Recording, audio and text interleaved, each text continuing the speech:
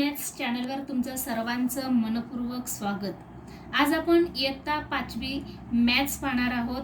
Video क्रमांक 30 मध्ये आज आपण प्रकरण 13 त्रिमितीय वस्तू व घडणी 3 डायमेन्शनल ऑब्जेक्ट्स अँड नेट्स हे प्रकरण अभ्यासणार आहोत. आता त्रिमितीय वस्तू म्हणजे काय, तर थोडक्यात 3D म्हणजे आपल्याला त्रिमितीय वस्तूंची व्याख्या कशी करता येईल, तर मराठी मीडियमच्या विद्यार्थ्यांनी बघा की ज्या वस्तूंची लांबी, रुंदी व उंची ही तीनही मापे मोजता येतात त्यांना त्रिमितीय वस्तू असं म्हणतात. उदाहरणार्थ पुस्तक, ग्लास, टेबल या त्रिमितीय वस्तू आहेत. सेमीचे student, what means by 3-dimensional objects? 3-dimensional objects are objects whose length, width and height can be seen, felt or measured. For example, books, glasses and tables. आता द्विमितीय वस्तू म्हणजे काय आपण पाहूया.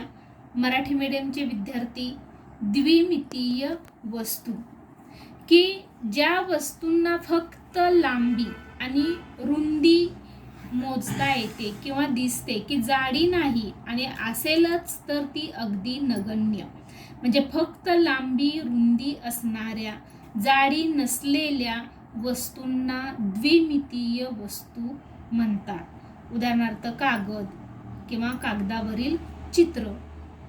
सेमीचे student, what means 2-dimensional objects? Objects which have only length and breadth and no thickness or negligible thickness can be called 2-dimensional objects. For example, sheets of paper, pictures on paper. तर आपण आता व्याख्या पाहिलेल्या आहेत. आता आपण आपला जो उदाहरण संग्रह 51 आहे, हा उदाहरण संग्रह 51 आपण अभ्यासणार आहोत. आता उदाहरण संग्रह 51 आपण अभ्यासूया. बघा मराठी मीडियमचे विद्यार्थी, बघा आपला उदाहरण संग्रह 51 मधील हा पहिला जो प्रश्न आहे तो तुम्हाला इथं दिसतच आहे. बघा काय आहे प्रश्न. सुरुवातीला ठोकळ्यांच्या रचना दिल्या आहेत, त्यापुढे त्यांची द्विमितीय दृश्ये दिली आहेत. प्रत्येक दृश्य समोरून, बाजूने किंवा वरून दिसणारे असे कोणत्या प्रकारचे आहे ते ओळखा. स्टुडंट, तुमच्यासाठी हा प्रश्न पहा. Problem set 51. First question. The first column shows a structure made of blocks. The other columns show different views of the structure in 2 dimensions. Say whether each view is from the front, from a side or from above. आता इथं तुम्हाला या पहिल्या प्रश्नात हा पहिला जो column दिलेला आहे, इथं ठोकळ्यांची रचना दिलेली आहे. आता बघा इथं पुस्तकात की सेमीचे स्टुडंट आणि मराठीचे स्टुडंट दोन्हीही विद्यार्थ्यांनी लक्ष द्या. इथं तुम्हाला हा पहिली जी स्ट्रक्चर रचना दिसते, ठोकळ्यांची रचना दिसत आहे.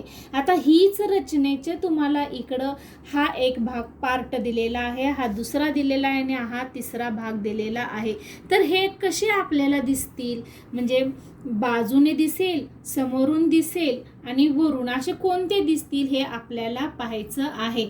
आता व्यवस्थित बघा, जर ह्या आपण पाहिलं तर आपल्याला हा जो तुम्ही जर भाग अभ्यासला तर हा आपल्याला वरून दिसतोय. सेमीचे student, front, from the front म्हणजे हा समोरून आपल्याला हा वरून भाग दिसतोय आपल्याला. आणि म्हणजेच हा जर तुम्ही इथं पाहिला तर आपल्याला हा वरून सुद्धा म्हणता येईल आणि फ्रॉम द फ्रंट आपल्याला म्हणता येईल.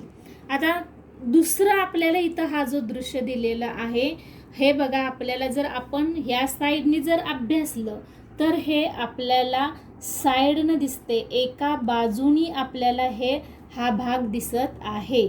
म्हणून आपल्याला हा जो भाग आहे हा बाजूनी दिसत आहे. आणि तिसरा जो आपल्याला आता भाग दिलेला आहे हा भाग आपल्याला बघा बरं, हे अगदी पहिल्यासारखीच सेम आपल्याला रचना इथं दिसत आहे. म्हणजेच हा आपल्याला जर आपण हा समोरून म्हटलं तरी सुद्धा चालतोय. आता इथं जर तुम्हाला जर अभ्यासलं तर हा वरून आणि समोरून हे दोन भाग आपल्याला सेम दिसत आहेत, सेमच आहेत. म्हणजे जर तुम्ही हा आपल्याला फ्रॉम द फ्रंट म्हटलं आणि फ्रॉम अबव आणि साईड, म्हणजे आपल्याला हा समोरून दिसत आहे, हा बाजूनी दिसत आहे आणि हा आपल्याला साईड वरून दिसत आहे. आता हीच रचना आपण प्रत्यक्ष ठोकळ्याच्या साहाय्याने कशी दिसेल ते पाहूया. बघा, मी इथं प्रत्यक्ष हा ठोकळा तयार केलेला आहे. जसं पुस्तकात आहे त्या पद्धतीनं हा ठोकळा मी तयार केलेला आहे. जसं तुम्हाला पुस्तकात आकृती दिसते तो बघा की हा आपला एक भाग दिसत आहे आणि हा एक भाग दिसत आहे आणि हा साईडचा भाग आकृतीत दिसत आहे पण प्रत्यक्ष इथं दिसत नाही. आता हा जर तुम्हाला आपल्याला जर पहिली रचना बघितली तर पहिली रचना आपल्याला समोरून दिसत आहे. बघा, हा एक तुमचा भाग झालेला आहे, हा दुसरा झालेला आहे आणि हा तिसरा झालेला आहे. म्हणजे 1 2 3 हे 3 पार्ट आपल्याला समोरून दिसत आहेत. फ्रॉम द फ्रंट असा हा आपल्याला समोरून हा भाग आपल्याला दिसत आहे. आता जर दुसरं आपण पाहिलं तर हे आपल्याला दुसरं साईडचा हा एवढा एकच पार्ट आपल्याला, एकच स्क्वेअर, एकच चौकोन आपल्याला दिसत आहे. बघा, म्हणजेच हा साईडनी दिसत आहे, बाजूने आपल्याला असं दिसत आहे. आणि तिसरी रचना आपल्याला वरून घेतलेली आहे. बघा, 1 2 3 3 पार्ट आपल्याला दिसत आहेत. फ्रंट वरून आपल्याला फ्रंट अबव म्हणजे हे वरून आपल्याला दिसत आहे. म्हणजे बघा, समोरून, साईडनं आणि हे वरच्या बाजूनी आपल्याला हा भाग आपल्याला दिसत आहे. म्हणजे प्रत्यक्ष मी तुम्हाला अगदी कृतीच्या साहाय्याने हे पार्ट कसे दिसतात हे सांगितलेलं आहे. पुन्हा एकदा बघा, ही बाजू आपल्याला वरून दिसत आहे, ही बाजू आपल्याला समोरून दिसत आहे. म्हणजेच फ्रंट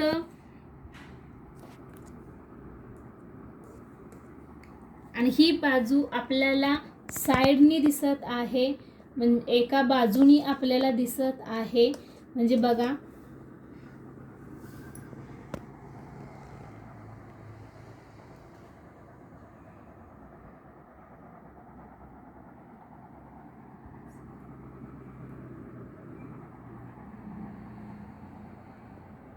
तुम्ही अशाच पद्धतीचा घरी सुद्धा ठोकळा तयार करून प्रत्यक्ष तुम्ही करू शकता. अजूनही तुम्ही वेगवेगळ्या आकृत्या घेऊन समोरून, बाजूने, वरून कशा त्या दिसतील हे सुद्धा तुम्ही प्रत्यक्ष पाहू शकता. बघा, आपण आता हा दुसरा प्रश्न पाहणार आहोत. इथं तुम्हाला ही ठोकळ्यांची रचना दिलेली दिसते. आता या ठोकळ्यांच्या रचनेतील हा जो आपल्याला एक पार्ट दिलेला आहे हा पार्ट आपल्याला दिसत आहे. आता या ठोकळ्यात आपल्याला हा जो पार्ट दिसत आहे हा पार्ट आपल्याला वरच्या बाजूने दिसत आहे. म्हणजेच फ्रंट ऑफ अबव हा आपल्याला दिसत आहे. फ्रॉम अबव आपल्याला दिसत आहे. इथं हा जो दुसरा भाग आपल्याला दिसत आहे बघा, आता हा जर आपण रचना जर अभ्यासली तर आपल्याला हा भाग इथं दिसत आहे. म्हणजे हा साईडनी दिसत आहे, बाजूनी दिसत आहे. आणि ही जी आपल्याला तिसरी जी रचना दिलेली आहे ही तिसरी रचना आपल्याला समोरून दिसत आहे, फ्रॉम द फ्रंट. म्हणजे आता हेच आपण रचना प्रत्यक्ष ठोकळ्यात कशी दिसते ते पाहूया. बघा, तुम्हाला जशी दुसरी रचना दिलेली आहे तशी इथं सेम रचना दिसत आहे. आता आपल्याला जो हा पहिला पार्ट दिलेला आहे हा फ्रॉम अबव आहे, म्हणजे वरच्या बाजूनी आपल्याला हा पार्ट दिसत आहे. म्हणजे बघा की हा तुम्हाला 1 2 आणि 3 1 2 3 हे 3 पार्ट आपल्याला दिसतात, म्हणजेच आपल्याला ही वरच्या बाजूनी रचना दिसत आहे. आता तुम्हाला दुसरी जी रचना दिलेली आहे ती साइडनी दिलेली आहे.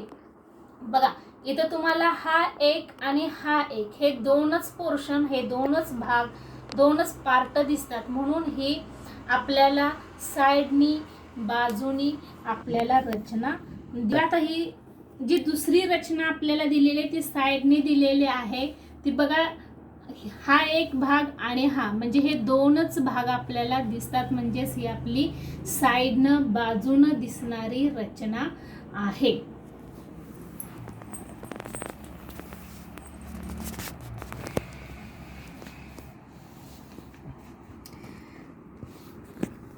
आता ही आपल्याला समोरून रचना दिसत आहे. बघा अगदी पुस्तकात दिलेल्या पद्धतीनं आपल्याला 1 2 3 आणि हा 4 असे 4 पार्ट आपल्याला दिसत आहेत आणि ही रचना आपली समोरील बाजूनी आपल्याला दिसत आहे फ्रॉम द फ्रंट. पुन्हा एकदा बघा,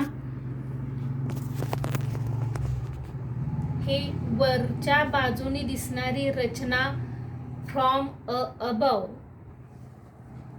ही समोरून दिसणारी रचना फ्रॉम द फ्रंट, साइडने दिसणारी रचना असाइड किंवा बाजूने दिसणारी रचना साइड. तर अशा पद्धतीनं आपण दुसरी रचना अभ्यासलेली आहे.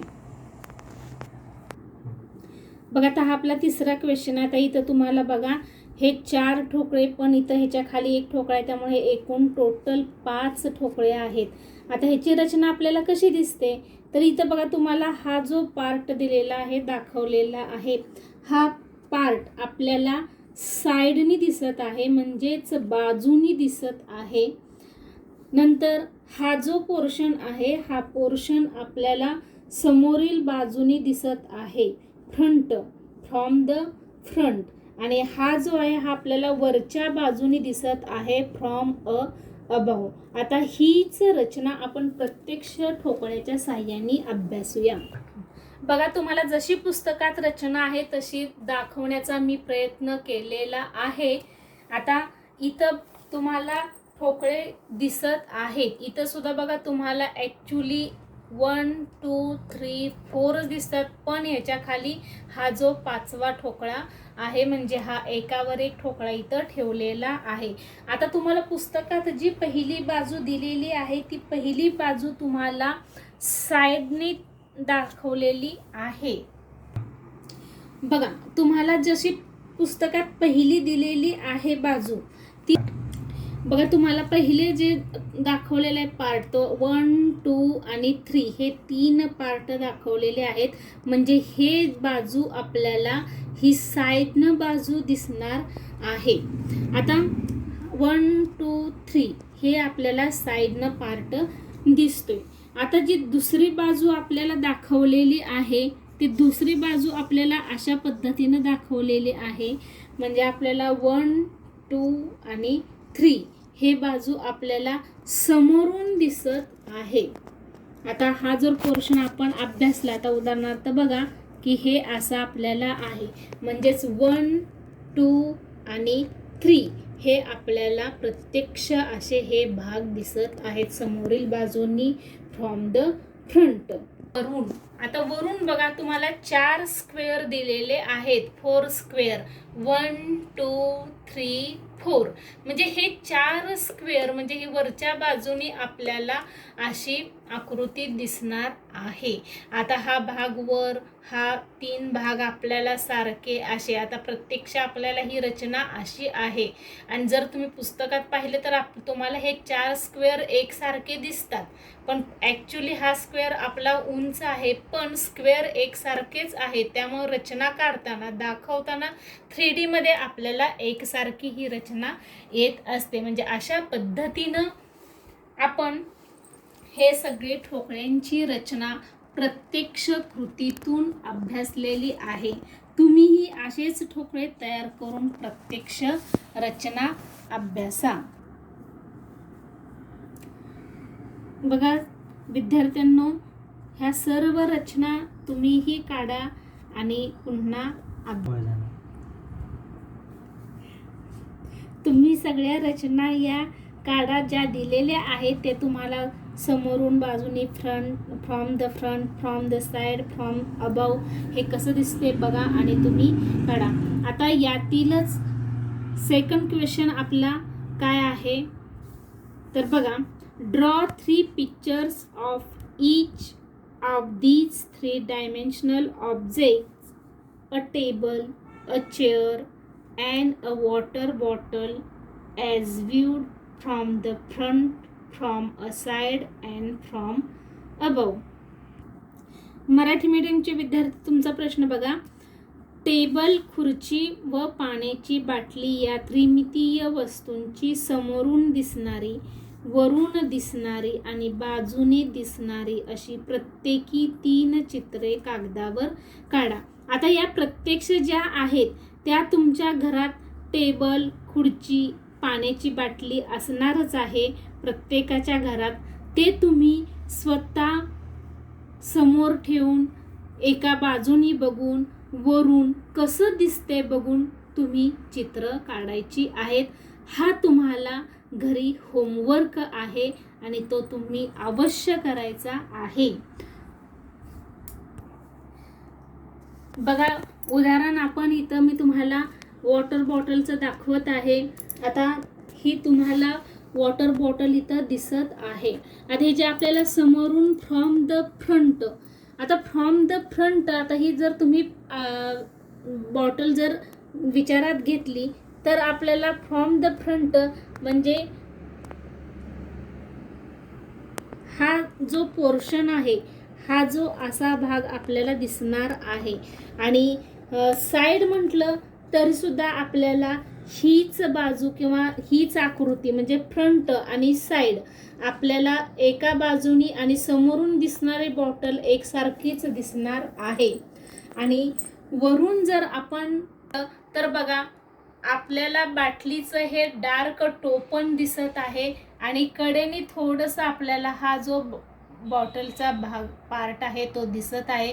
आकृती काढायला अतिशय सोपे, फक्त 2 तुम्हाला वर्तुळ काढले तरी सुद्धा चालतात. जो मधला सेंटरचा वर्तुळ आहे तो डार्क करायचा आणि बाहेरचा जो वर्तुळ आहे सर्कल आहे ते तुम्ही थोडंसं फेंट केलं, व्हाईटमध्ये दाखवलं तरी सुद्धा चालते. अगदीच बघा तुम्ही कसं दिसते. म्हणजे अशा पद्धतीनं मी इथं बॉटलचं सुद्धा उदाहरण तुम्हाला दाखवलेलं आहे. तुम्ही टेबल, खुर्चीचं उदाहरण घ्या आणि बघा. तर विद्यार्थी मित्रांनो, तुम्हाला एक सांगायचं राहिलं की या सध्याच्या या कोरोनामुळे तुमच्या परीक्षा कॅन्सल केलेल्या आहेत. पण जरी परीक्षा कॅन्सल केलेल्या असल्या तरी तुम्हाला प्रत्येक भाग अवश्य त्याचा अभ्यास करायला हवा आहे. कारण याच्यावरच तुमची पुढील इयत्ता, पुढील पोर्शन, पुढील भाग अवलंबून आहे. त्यामुळे आता परीक्षा कॅन्सल झाल्या, आम्ही पुढच्या वर्गात गेलो, आता अभ्यासाची काय आम्हाला गरज नाही असं तुम्ही काहीही म्हणू नका. उलट सुट्टीमध्ये खूप एन्जॉय करा, घराच्या बाहेर पडू नका. आहे हाच तुम्ही अभ्यास घरी आपल्या वहीमध्ये, नोटबुकमध्ये तुम्ही गणिताचा, इंग्लिशचा अभ्यास करा. इतर अवांतर वाचन, गोष्टीची पुस्तकही वाचा, वेगवेगळे बौद्धिक खेळही खेळा आणि तुम्हाला हा काळ सुखाचा जाओ. आज आपण इथंच थांबूया. धन्यवाद.